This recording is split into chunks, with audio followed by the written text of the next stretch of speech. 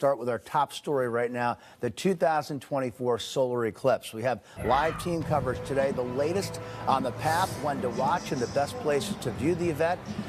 Storm Tracker Chief Meteorologist Ryan Hanrahan is in Dallas. Bob Max, another meteorologist in Lake Placid, New York. Rochelle J, another meteorologist, has our local weather covered too. We've got all angles covered. Let's start with Ryan out in Texas. Ryan, understand clouds could be a bit of a concern today. Give us a sense of what we're in for. We're cautiously optimistic here, Kevin. We've got a lot of clouds right now, but we're hoping they burn off. You can see the clouds overhead. We sort of have this low deck of stratus clouds. They're only about 1,500 feet above our heads, and they're pretty thin. We've seen a couple breaks. Oh, look, there's the sun right there. And our computer models are pretty insistent that this begins to burn off by about 1 o'clock Eastern time. Now, totality here in Dallas is at about 2:40 p.m. Eastern time, so that's when we're looking at totality. So we've got a ways to go. We've got a couple hours to go, a couple hours to burn off these clouds. Now, we've been in Dallas since yesterday, and one of the coolest things about being here is seeing people from all over the world that have come to check out the total solar eclipse. We've got a line of people here. We're at the Perot Museum of Nature and Science, and they're expecting several thousand people to show up today for a big festival they're putting on for the total solar eclipse. Earlier, we saw people from Norway. There was a group of 33 people who came from Norway to see the solar eclipse. We met a guy from Brazil who came up from Rio de Janeiro for the solar eclipse. And everyone is very, very excited, but very hopeful that we can get these clouds to break in time. So totality here is about 2:40 Eastern time, and it moves really quickly. The shadow of the moon races across the United States, and totality will be leaving the United States at about 3:35. That's when totality reaches Eastern Maine, and from there it crosses into New Brunswick, Canada. So it's only about an hour or so from Mexico all the way to the Canadian border. And a lot of people are saying, hey, what's the big deal? We had a solar eclipse a few years ago. Yeah, we had a total solar eclipse in 2017. We get one this year, but this is the first one we've seen in New England since 1970, and the next total solar eclipse in the United States is not going to be until 2044. So you're going to have to wait 20 more years in the U.S. to see the next total solar eclipse. Let's bring in meteorologist Bob Maxon. Bob Maxon is up in Lake Placid in New York. And Bob, you and I have been looking at the satellite loop all morning trying to figure out when these clouds will break. You've got a few cirrus clouds. I've got some stratus clouds. What are you looking at up there? I tell you what, Ryan, right now, it's so funny. It sounds like a festival in Texas. Here, minutes ago, I heard a loon swimming by here on beautiful Lake Placid. But, Ryan, I tell you what, we have some cirrus clouds. They're pretty thin. The sun is still very, very strong.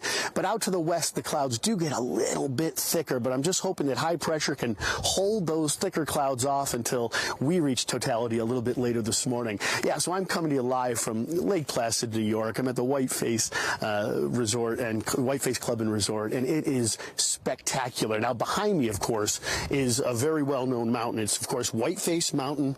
It stands some 4,800 feet above sea level, and it is just majestic. Now, yesterday, my videographer Greg and I spent the time in downtown Lake Placid, right near the Olympic Center, right near the Herb Brooks Arena, and it was awesome. This town is abuzz with solar eclipse 2024. Let's hear from some of them. What are you most looking forward to during the eclipse tomorrow? Well, when totality happens, it's a very, I would call, spiritual moment. The temperature drops, the stars come out, the animals, they start to sleep, right? And it's nothing like you've ever experienced before. But what are you most looking forward to?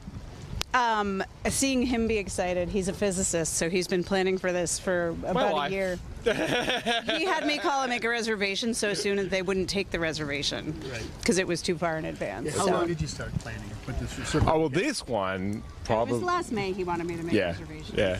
What made you choose Lake Placid? I have been here many times for Iron Man, so. You want to flex?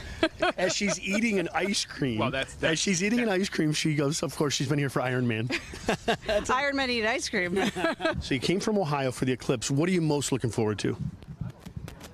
Being with my friends. Okay. Oh, yeah, I've never seen it before, so of course I'll never see it again. True. How about yourself?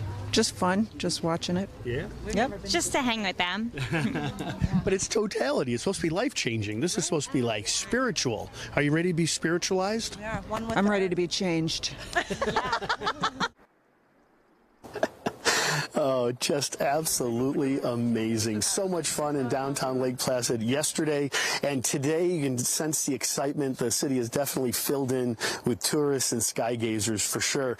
I mean, just look at this shot. It's almost like it's fake. It's just amazing out here right now. And I tell you what, Kevin, right around 3:25 p.m., since we're in the Olympic area of Lake Placid, I think I can almost hear Al Michaels saying at 3:25, do you believe in miracles? Because it's going to be that great of an event here in LP. You read my mind, and for those who have never been to Lake Placid, it's not a big place. The thought of them hosting the Olympics back in 1980, they could barely do it back then. I'd imagine, Bob, the streets are buzzing, and it's very condensed. It's a small place. Yeah, and every hotel room is booked. This resort here, the Whiteface Club, there were like 10 cars in the parking lot. It was full this morning when we were broadcasting. So, yeah, people have come up gradually over the weekend. And, Kevin, one of the big concerns is after totality, the Eclipse ends 4:30-ish, everyone's going to get in their car and try to go home. I mean, I've had folks here from Westchester County. I have folks here from Albany, I mean, I didn't have Rio de Janeiro like Ryan did, but, I mean, we have people from all over the Northeast, and you had those women from Ohio. So that's one of the concerns, is that the roads, especially the Northway, will be packed later this afternoon and this evening. I'm coming back tomorrow, so don't you worry about me. And is it true, Kevin, that you have Bonnie Tyler on an endless loop at your desk right now, the total eclipse of the sun? It's stuck in my head, Bob, as it is for many of us. Bob sure Maxson live for us at Lake Placid. Bob, thank you.